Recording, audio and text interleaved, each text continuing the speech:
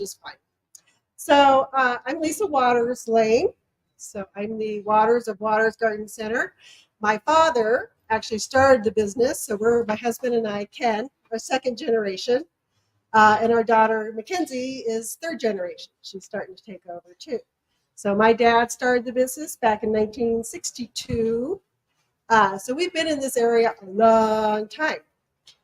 So it's a very unique area. It's a very beautiful area. But if you're coming from other places, it's a very different area to garden in. So a couple of things before we get started. I don't have a microphone. So I know I have one of those quiet talkers, Seinfeld, the quiet talker. That's kind of me. So if I start talking quiet, you can't hear what I'm saying, just wave your hands, cup your ears, and I'll try and talk a little bit louder. What's the second thing? I'm going to tell you something else. Oh, this is a huge encompassing topic when we say newcomers. So I'm going to give you overviews of things. If you have questions, please feel free to raise your hands and we can discuss those. I usually try to leave time at the end too if there's other questions.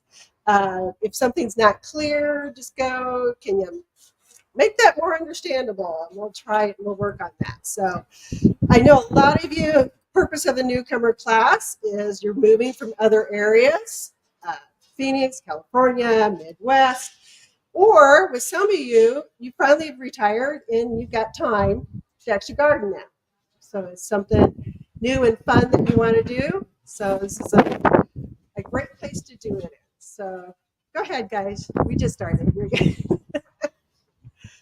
So anyway, where was I at? So Ken usually does the classes, and he's a big talker, and he covers a lot in a long period of time.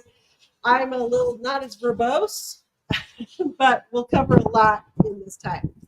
So Prescott, Arizona, Dewey, Humboldt, Chino Valley, Broom Creek, Highland Pines. We encompass a lot of different kind of climates within a smaller space, right? But on whole, our zone, our USDA zone, we are a 6B to 7. So the lower the number, the colder. So Flagstaff's like a 4 or 5. Phoenix is like a 9, 10. So those are the U.S. government put up these zones. So we actually share the same zone as some places in Ohio, in Illinois, more of the Midwest. We have the same zones, but how you plant here and the plants that you can plant here can be a little different. So it's important to know your zone because, and then when you go to buy plants, every plant will have a tag on it that gives you the zone.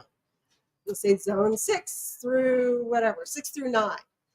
Well, it can take our zone and a little bit warmer.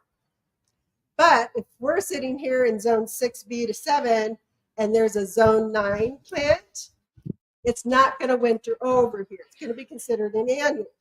So a good example of that is lantana. A lot of people from Phoenix, California, you've planted lantana and it's beautiful. Texas, they have some gorgeous lantanas. And it's wonderful, but it's considered an annual, one season. You get it from May to the first frost, October, let's say. So you got to know the zone you're in and the zone of your plant. That's very important because you're coming from places where you had maybe some more flexibility. So knowing the zone, knowing that some plants here are just going to be annuals.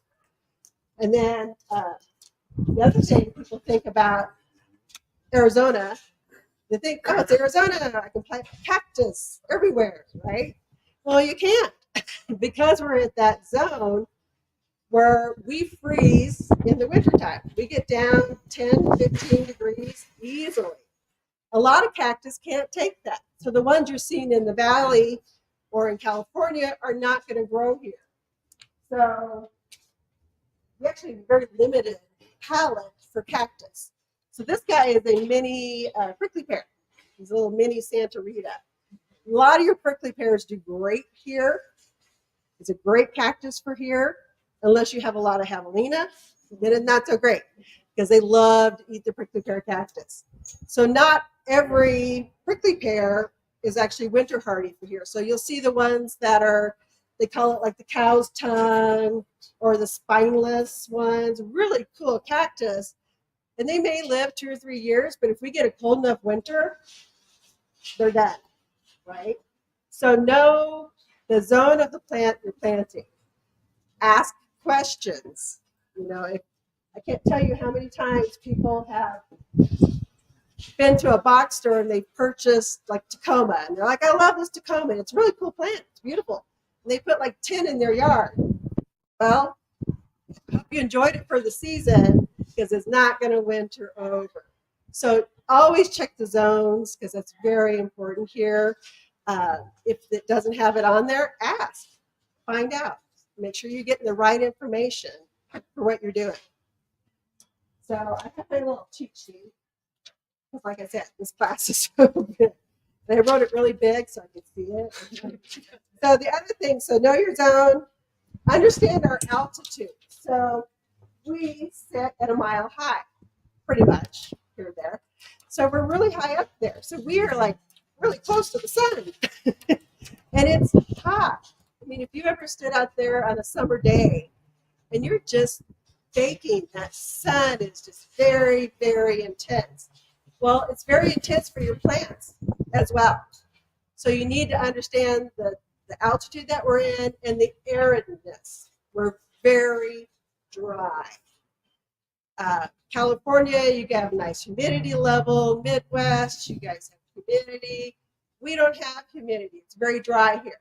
When you guys first moved here, if you came from those areas, your skin just kind of starts to crack.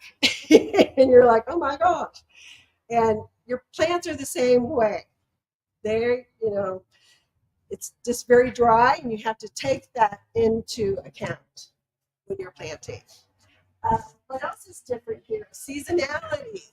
So we have very distinct 4 seasons. We have the getting through with summer, and it got hot. We had some really, really hot temperatures this summer. Normally, our average summer temperatures in mid-80s. Well, we were up 90s and a few hundreds for a few days. That's not really normal for us. Maybe it's the new normal. I don't know. But it was, normally we're not that bad, but we do get hot. We have to take that into account. We get beautiful falls. I love our falls here. They're amazing. We get beautiful fall colors. If you like those fall color plants, look for the maples, the raywoods, a lot of the nandinas, things that kind of give you that fall color, because we can get some very nice temperatures for fall color. Our average first frost date is the end of October.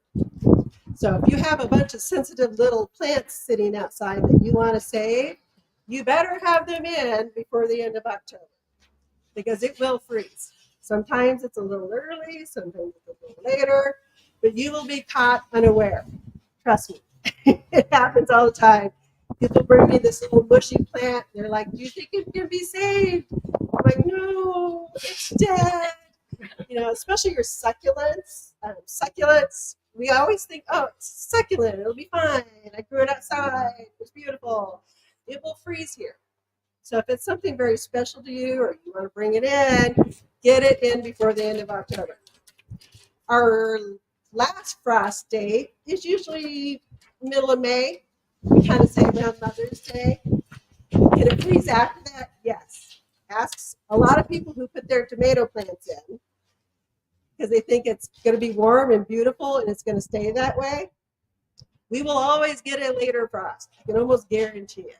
So our temperature swings are like this, right? We think in spring, we're like, oh, it's beautiful, it's warm, it's going to stay this way. I'm going to put my tomatoes in and my cucumbers. And what happens? We get a frost. And people go, okay, I'll plant again. Put more tomatoes in. So sometimes just knowing the first and last frost and understanding that in the mountains of Arizona, you get wild temperature swings. So it could be warm and beautiful one day, and it could be snowing the next day. It's not a consistent line. So knowing that, knowing your seasonality of the 4 seasons that we have, very important.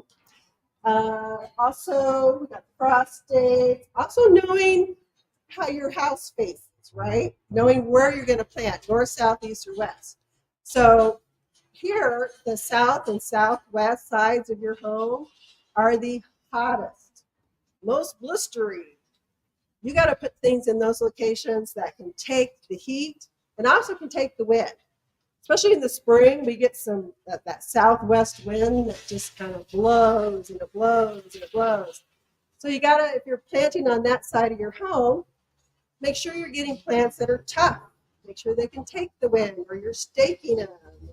Especially if you're putting plants up against your house or a rock wall, stucco, it even intensifies that heat, especially in the summer. So be aware of what you're planting. My house, the back of my house faces north. So when it snows in the winter, it pretty much stays there until we get consistently warm again. So I have to put things back there that can take the cold in the wintertime and also can take a little bit of sloggy because the soil just kind of stays moist a lot of times. The east side of my house, I have the most gorgeous gardens because it has perfect everything. It gets the morning sun. It's blocked from the wind.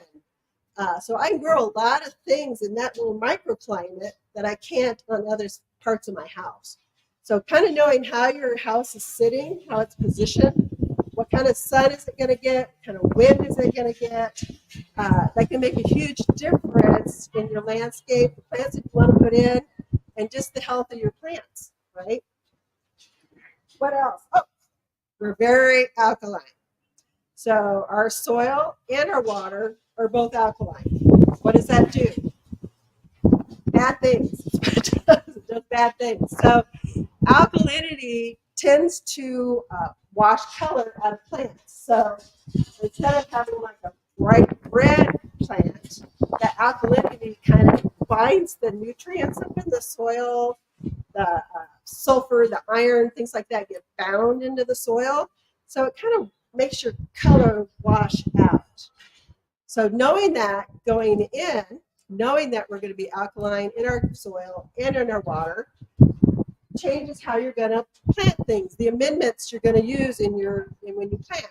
Using mulch in your beds or in your holes, it's going to get organic matter back into your soil. How many of you have dug in the soil? Can we call it soil? I'm not sure. It is tough here. We have really hard soils. Some spots have really clay soils. Some spots have really granity soils. No matter what your soil type, you need to amend it when you're planting. We don't have the Iowa soils. We have Prescott, Arizona soils. So if you've never used mulch when you plant it and you're like, why would I do that? What do I need it for? It's important here because we need to amend that soil. So using a mulch loosens up that soil and it gets organic matter into the soil. Really important to do that when you're planting. Soil sulfur. So I love to do this when I'm planting. I always put some soil sulfur in there. Soil sulfur brings down our alkalinity. So it brings out our colors, makes the tree healthier. It's able to pull nutrient up out of that soil. So soil sulfur is a once-a-year addition. So if you're doing any planting, I would get some soil sulfur in there. And then I like to put it in the fall, or you can do it in the spring. But just once a year, you're going to go back through and get some more soil sulfur on things. Really important for things that turn color. So your maples, to keep your blue spruce blue, the color in your flowers. Very important to use the soil sulfur in that. Because we are very often. So let's talk a little bit about soil, your soils in your ground. So when you're planting, so we have here, we get the clay. So a lot of Prescott Valley, you guys have clay like no other. Granville, my gosh, it's crazy how much clay. And you can tell how much, if you go out and that soil's wet and you grab it and form a little ball with it, if it's really clay, I mean, you could make sculptures out of it, right? It just sticks. It doesn't have any body to it at all. That is that heavy clay soil. The other thing with a lot of our caliche soils is underneath, and we can't see it when we're planting, is a layer of caliche. And it's usually a gray band or a white band. And it just kind of runs in some spots and then it stops. But it is basically like concrete. It is nasty stuff. And it will hold that water. So you have heavy clay soil that holds the water. Then underneath that, you got a band of caliche. So in a sense, you have a bathtub, right? It's just not gonna drain. Well, those are things you want to know before you plant. So if you're gonna spend $200-300 more on a tree, what I tell people, what I recommend is start digging that, or have your landscaper dig that hole. But the most important thing is do a perk test. So what you're gonna do is run water in that hole. You don't have to dig the entire hole, but get pretty far down in there. Run water in that hole, fill that hole up, see how long it takes to drain. A good hole will drain 6 to 8 hours. If you go out the next morning and there's still water in that hole, you have a bad hole. You do not want to plant in that hole. Sometimes just moving directions a little bit can make a difference. Or sometimes you have to, what we call, do a chimney. So at the bottom of that hole, you're just going to punch past that layer of caliche. So you're doing a little chimney in there to allow that water to get out of there. If you're digging a hole like up around Granite Mountain, that areas, they basically have granite, nothing, no soil, just granite.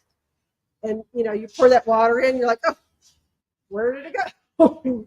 You cannot fill it, do it fast enough to fill that hole because it just drains so quickly. So then you're definitely going to need to get some mulch, maybe some topsoil in there to get some body back into that hole so that the moisture has some place to go, the roots have some place to go. So I always test, especially when doing a big tree, it is so worth it to just check that hole. It will save you so much aggravation later on. The other thing to know when you're testing that hole is if that water so it drains out maybe 8-10 hours later, especially in clay, you're not going to need to water as frequently because that clay is just holding on to that moisture. If it's real granity, sandy, loamy, the water moves through faster. You may have to water more frequently because that water is just whooshing away. So knowing your soil type around your home, and it can change from one spot to the next, right? One side of your house, my back of my house is really clay. The front part of my house is actually pretty nice. I think that's probably where they brought more fill in when they were doing the building on. So know your soil type makes a huge difference. Watering. So I think watering is probably one of the most challenging things in a new environment that we have to deal with. So down in Phoenix, they flood irrigate. They just put a water, but they do that like once a month. Or you're coming from places where you didn't really need the water, right? Just kind of there was enough moisture, you got some rain.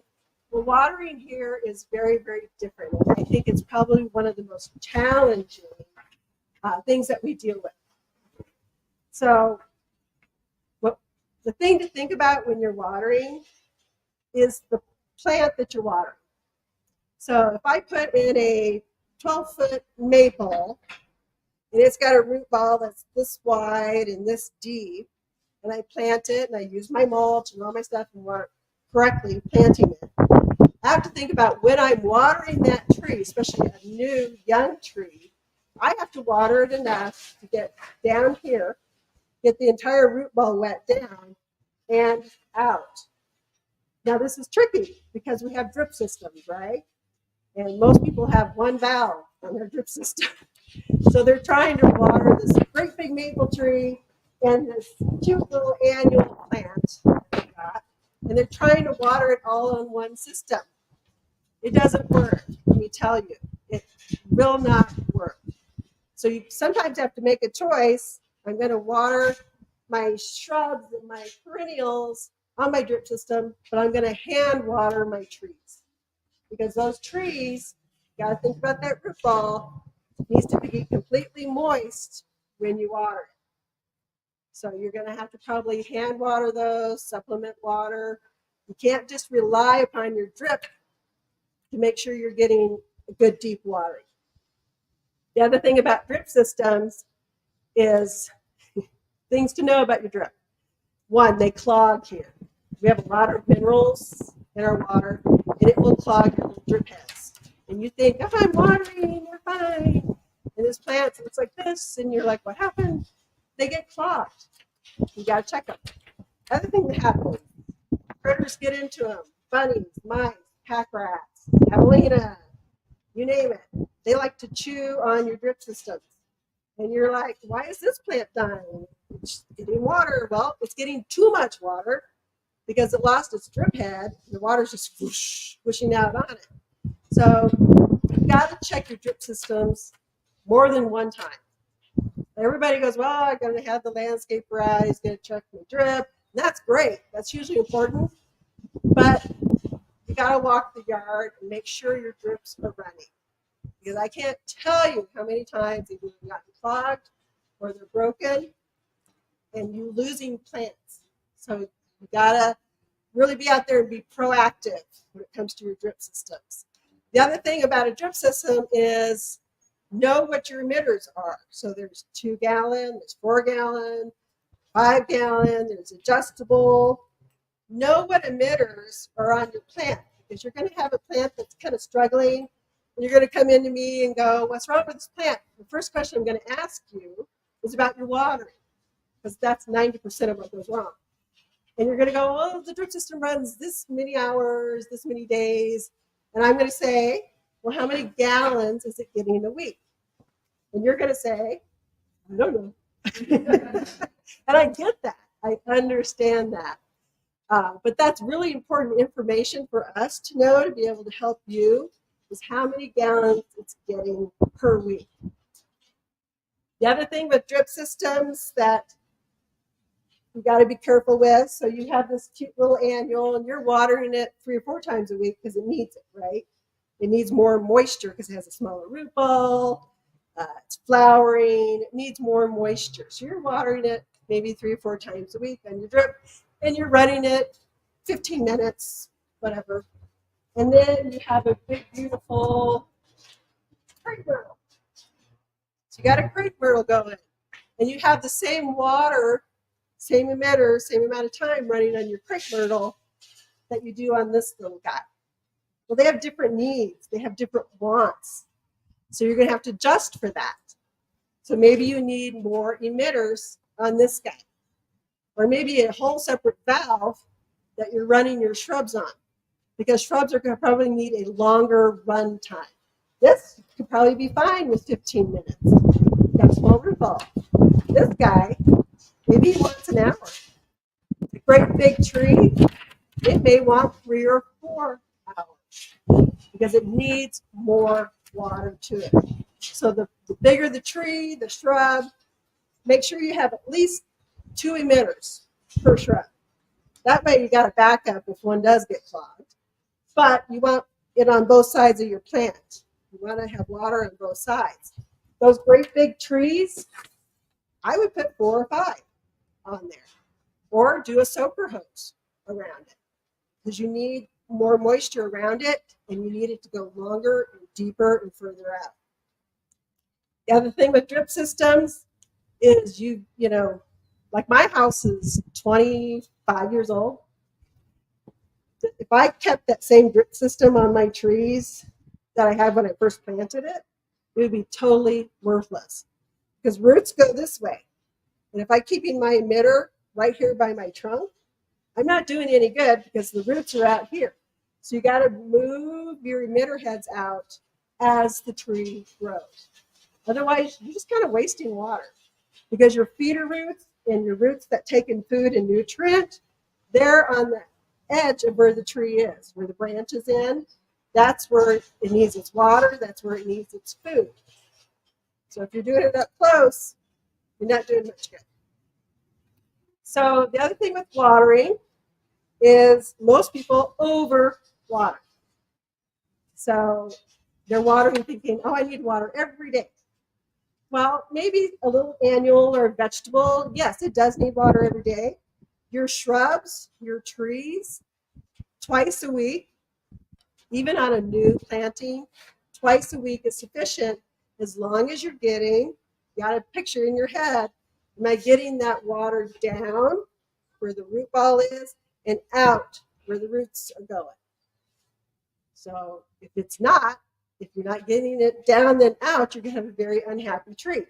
You know those trees that you think it's a beautiful tree and you're like, oh my gosh, it's gorgeous. And then the wind comes and it goes, whoop.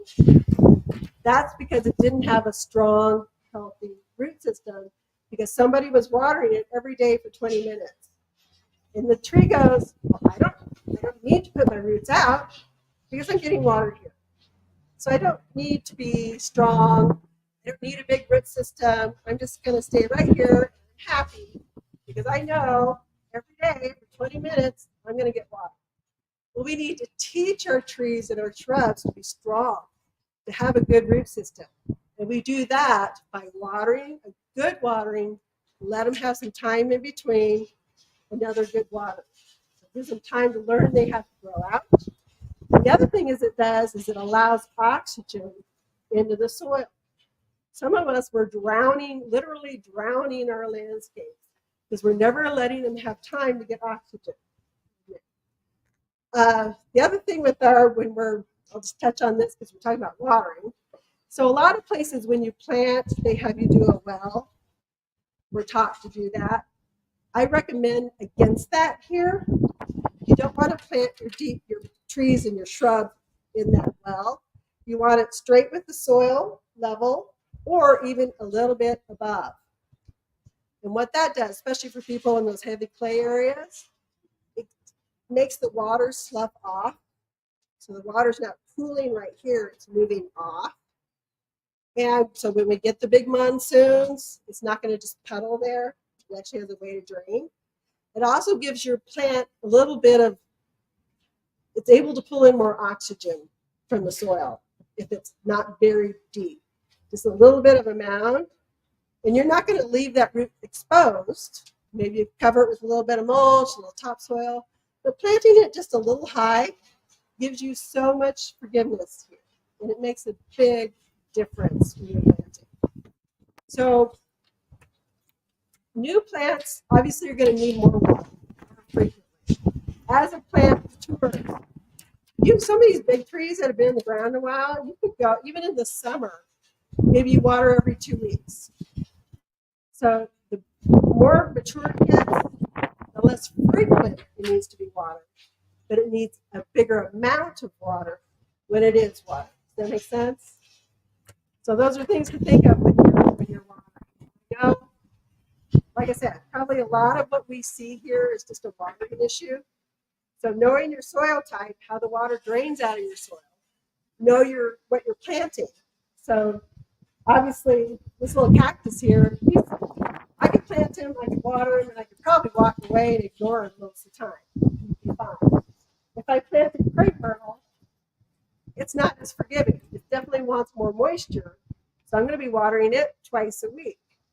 So know your plant, know the area you're putting it in, knowing your soil type. All those things can make a big difference on the quality of plants, the quality of landscaping in your yard.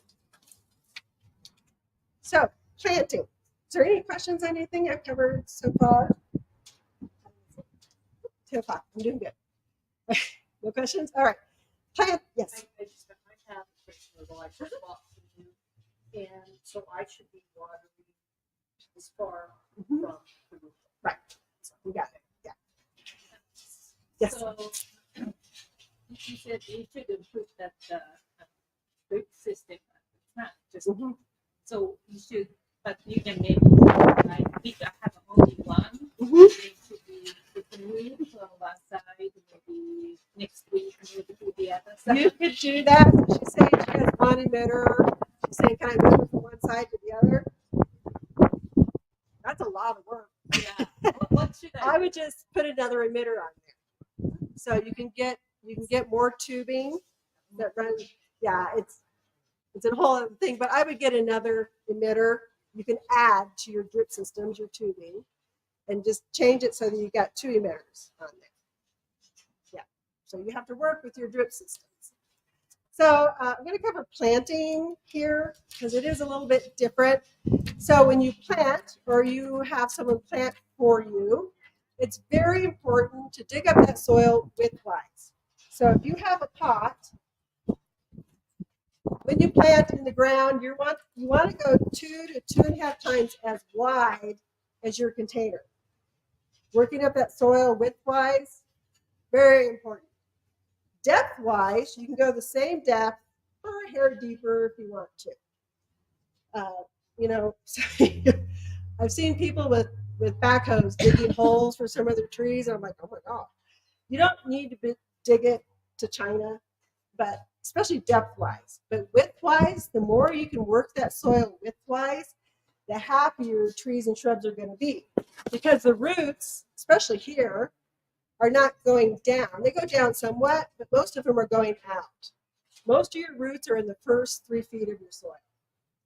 So the more you can dig that soil up widthwise so that the roots want to move out, better off. So that dirt you dig out of that hole, you're going to mix with your mulch. So that is just composted green goods. It's just going to add body to your soil. Most people think they don't need it. They want to put the expense into it. But I can tell you, it is so worth it. If you're spending $200-300 on a tree, why not spend $10 and get a bag of mulch and make your tree happy? So you're going to mix mulch, a third mulch, with 2/3 of your native soil. Now, if you're digging that hole and you got rocks that are bigger than golf ball size, get them out of there. You don't want them. So if you dig through digging that hole and you're like, well, I don't have a lot of dirt, you probably want to get some topsoil and mix that in there as well. So add mulch to your native soil. You can also top dress with your mulch. Helps keep the soils cooler, and it helps keep the weeds from forming in there. So mulch is hugely important. This is root and grow. This is we recommend for all new plantings. It has rooting hormone in it, but it also feeds the mycorrhizals in your soil. So roots want to move into mycorrhizal colonies. They're like drawn to it. They want to reach out into it. So if you're creating a wonderful environment of mycorrhizal colonies, you're going to get better root structure out there. So this is concentrated. Mix it up. You water it in every 2 weeks. And I pretty much use it until I'm seeing new growth, or I just use it for the season. And then, quit when it's more dormant. Also great for anything that is stressed. If you've already got trees and shrubs in your environment, they're just stressed out with all that heat that we had, this can actually really help them, encourage them to put more new roots on. So getting your planting right is hugely important. We do have, down at the store, the cashiers have a planting guide and a watering guide. If you guys haven't gotten one of those, it gives you really step-by-step instructions on how to dig a hole, how to plant, and how to water. So I definitely would grab one of those because getting that, a lot of people just dig their hole and it's the same size as the root ball, right? They haven't loosened up that soil widthwise. So make sure whether you're doing it or somebody is doing it for you, make sure they're digging that hole nicely for you, nice wide hole. When you pull that plant out of the bucket, pick it on this poor lantana.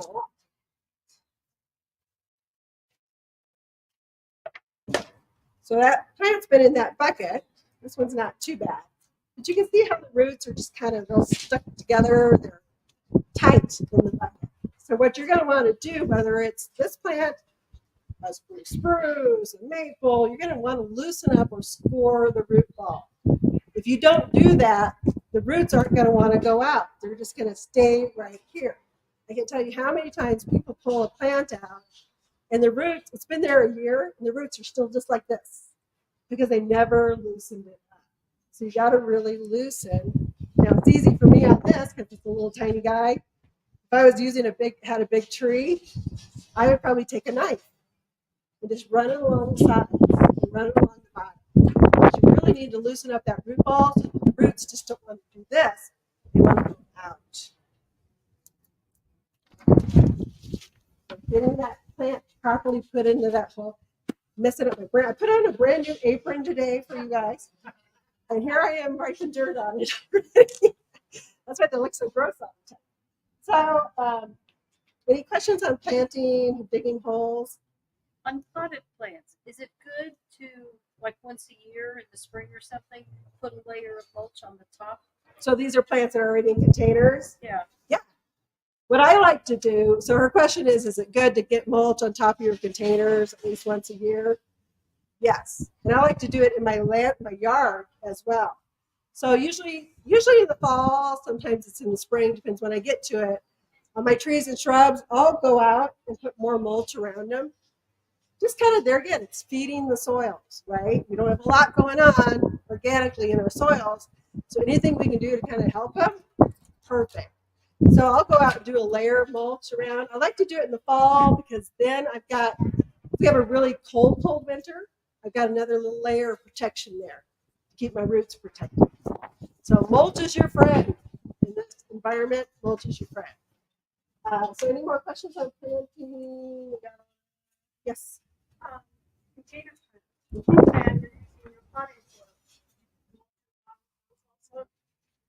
So if you're planting in a container, use straight potting soil.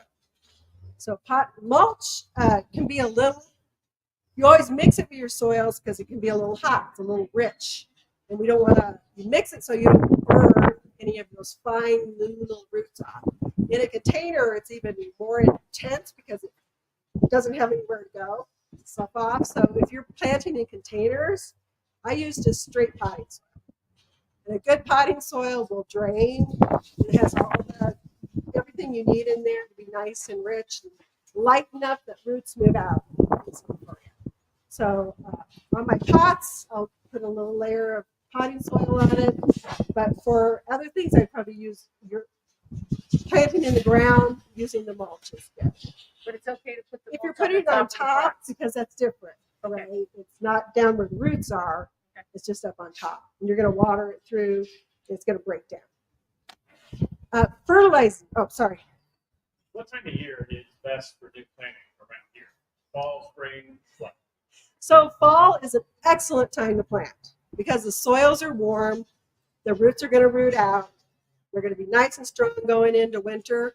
So I would say between now and November-ish, depending upon what you're planting, is a really good time to plant. Next best, spring, March, even February. Things that are dormant, like fruit trees, it's wonderful to plant them dormant because they're asleep. You plant them, you give them everything they need. They wake up in the spring and they're like, oh, I'm in my new home. I'm happy. I have this great soil. I can root out. So spring is also a really good time to plant. My least favorite would be summer, June. But we had a tough June. And if you're putting, this pretty little tree and all of a sudden it's 100 degrees and the wind is blowing, it's a little hard on things. They will get stressed. So I like fall and I like spring. You said when you plant your roots that gets roots, is it same for the indoor plant? Mhm. When you Yeah, so her question is on an indoor house plant, you need to loosen the roots up? Yes. Yes. Anything you're planting, give those roots a nice massage. They'll be happier for it. Is there a question over here? I did. Your mulch here is not like wood mulch. That's the mulch. I come from the Midwest. Mulch It's one of those semantic things, right? So we always call it mulch, and you guys are thinking wood chips because back in the Midwest, you say mulch, it's all the wood chips. So here we call this the premium mulch or composted mulch. So compost, mulch, all kind of the same. So the only thing I would tell you to watch on some of your mulch, ours are all composted green bins. Some of your mulches will get sludge. They'll have sludge in them. Just, you don't want that. It's just real heavy, gross stuff.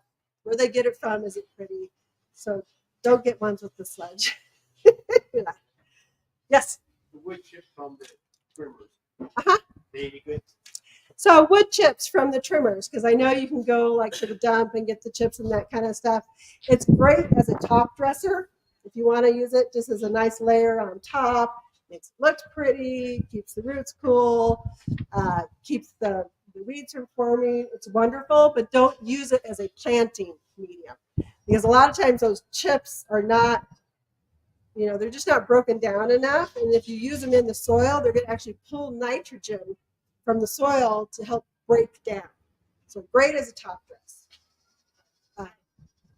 If I already replanted that putting flower or putting out, so the bigger one without losing, should I try to? You didn't break up the roots, you just Yeah, planted it. My guess is if you were to pull it out of the ground, it'd still be like this. It wouldn't hurt. Yeah, pull it up, kind of loosen it up, replant it. Should be fine. Okay. All right. Where am I at? Like planting, amendments. So fertilizing. Let me hit on fertilizing a little bit. So you definitely need to fertilize here because they're good. You don't have a lot going on in the soils. And when you're watering, especially so we're just kind of getting to the end of summer, we've watered a lot because of the heat. Well, we've washed a lot of that nutrient out. So you definitely need to fertilize. So we make our own fertilizer. And yes, I'm going to push it because it's a great fertilizer. This is more for things in the ground. You can use it on your containers. You just have to be a little more careful. But this is more for things that are already planted. It is a all natural guano, bone meal, and it smells all natural, let me tell you. It's got an odor to it, but it is wonderful stuff. It is a slow release. It's going to feed for 3 months. So it's not like you're going to have to worry about getting fertilizer on there every month. It's not going to burn because it is a slow release, and it's all natural ingredients in it. It does have a little bit of soil sulfur and a little bit of iron, which are great products for our soil. So if you're using a granular that is slow release, you're going to want to feed at least 3 to 4 times a year. Very, very important. What the most important feeding is, if you're like, I'm not going to fertilize, I'm only going to do it once, the time you want to pick to fertilize is fall. You want to do it October, November, you want to have your fertilizer on. Because that's when the plants go dormant, they're not asleep. That root structure is still growing, it still needs nutrients. When you're feeding it in the fall, you give it a really good boost for spring. So when it's ready to leaf back out, it's ready to bloom, when it's ready to put on new growth, it'll have that energy stored. And it'll be so much better for it. So this is the 744, all natural, like I said, slow release. For a lot of if you have a lot of natives in your yard, pinions, ponderosas, things like that, that were existing when you moved in, those are a little bit different. Those we recommend you just fertilize 1 time a year. I would recommend doing it in the fall. You don't want to love your native things too much. They're native. They've been here a long time. You don't really need to give them a lot of extra water. If we go a really long period of time, 3 months or so without any moisture, which is actually quite common here, it doesn't hurt to give them a good deep soak. It'll keep them less stressed, they'll be stronger, healthier, but don't overwater. You don't need to put your natives on a drip system. Just let them be who they are. Yes. Creek is, anyway, you know what? What does count on snow? How do you judge how beneficial it is? I mean, you could snow 20 inches, and, Right. you know, and then it melts off. And Yeah. I don't know how long it's good Right. for. next time I water. So 6 inches of snow equals 1 inch of water. So it takes more snow than you think to really water. And the snows here now, most of the time they're not dense. They're not really heavy water snows, moisture snows. They're kind of light, fluffy stuff. So, which really brings up a really good point I should have touched on, which is winter watering. So winter watering in our climate is very important, especially if you put in a new shrubs or trees this summer. Really need to water, but you're only going to do it 2 times per month. I'm going to give it more water, give it a really good big drink, but you only do it twice a month. If we get a big snow, 6 inches, 8 inches, a foot, skip a watering. If we get a good rain, like a really good soaking deep rain, skip the watering. But if we haven't got those, you're going to need to winter water. A lot of times, so we're almost at the end of our monsoon season. So from September, October, November, December, we will get very little moisture, very little. The people shut down their irrigation systems at the end of October because they don't want it to freeze. I get it. I understand that. But don't forget your landscape still wants water. Whether you turn your system on and let it run and then turn it back off, or you get your hose out there and you move water, whatever it takes, you need to do that. Because especially a younger landscape is not going to be able to make it through the winter without some moisture.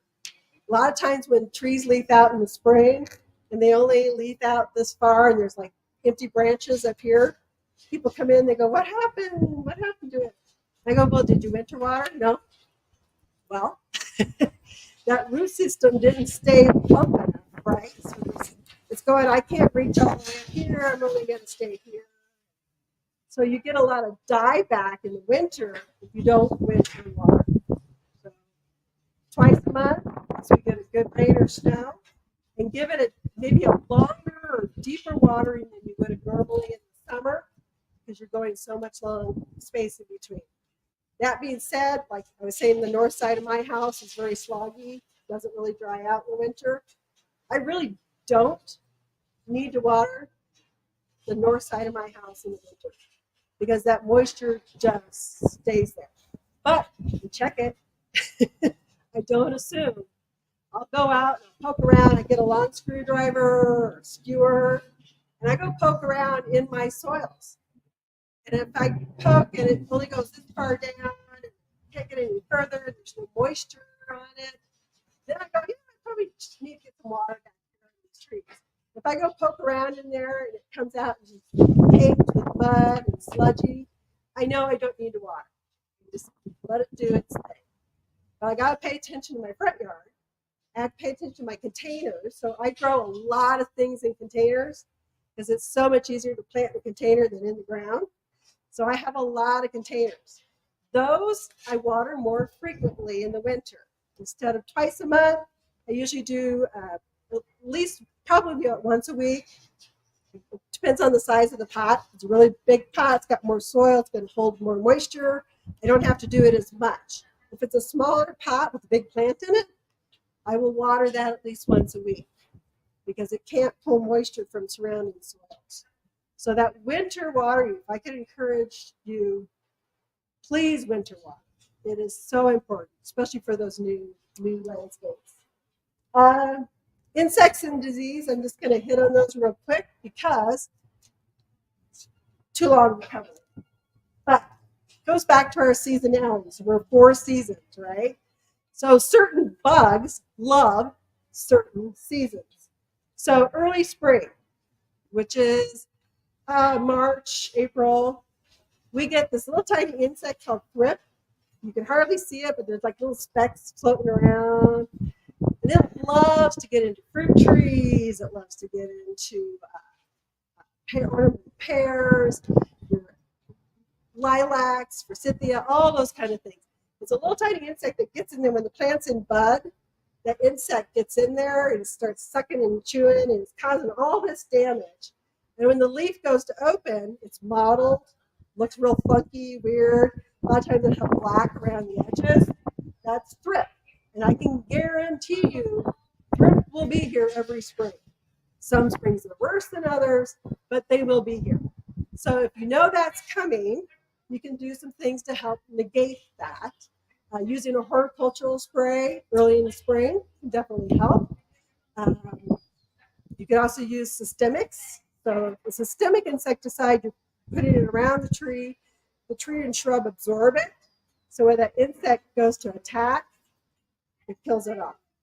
You want to use it on everything? No, that's where you talk to a nursery person and find out what do I use it on, what don't I use it on. The flip are always going to come. What's next? Aphids. They always come right after the flip. So you're going to have aphids. So be prepared because you know they're coming. You can get spinosad soap, triple action, permethrin, sayonara. Any of those will take care of an aphid. But they can do a lot of damage if you don't catch them in time. So you got to be aware of when they're coming, know they're coming, be ready for them.